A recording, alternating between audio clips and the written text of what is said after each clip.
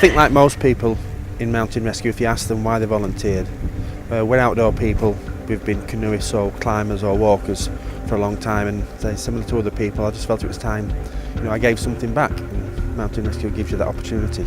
I'm a mountain rescue volunteer. I do this because as with most mountain rescue people, everybody's got a love for the countryside. I once came across a lady that had slipped. She'd become unconscious, she'd banged her head and broken a collarbone, and I just felt so helpless, and I just thought, this is not going to happen again. I'm going to be more prepared. I'm going to be, I know what to do in a situation like this.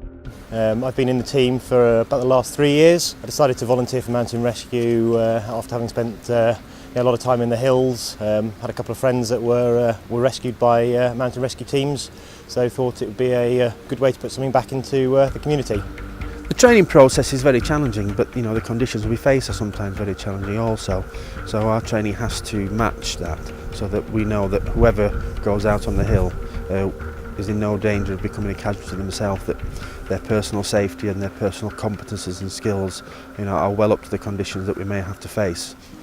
Yeah, when we first joined the team, it takes us about 500 hours of training, which is again another evening a week, and then weekends with more experienced members of the team providing the training. And following that, we spend about 250 hours a year continually training to improve the skills and make sure that we're ready for any call out that comes.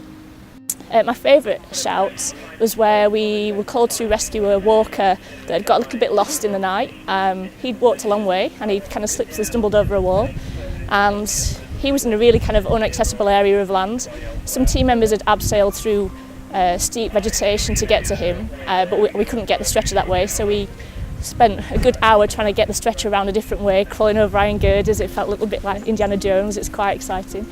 But when we got to the casualty and made them comfortable, we realised that actually if we want to get this casualty out fairly quickly, we're going to have to call in a helicopter, so we requested the Sea King to come in and help at that time. And when you see the whole thing working, you see the benefit that the casualty gets from us being there, and then also when the other services come and help us, it all really makes it worthwhile. And when you speak to family members that have been worried about loved ones out lost on the hill, it really kind of makes a big difference, and it makes me feel good about what I do.